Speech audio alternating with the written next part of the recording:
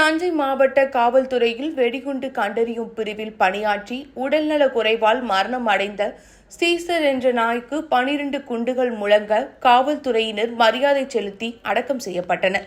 தஞ்சை மாவட்ட காவல்துறையில் லாப்ரடார் வகையை சேர்ந்த சீசர் என்ற நாய் வெடிகுண்டு கண்டறியும் பிரிவில் கடந்த 10 ஆண்டுகளாக பணியாற்றி வருகிறது.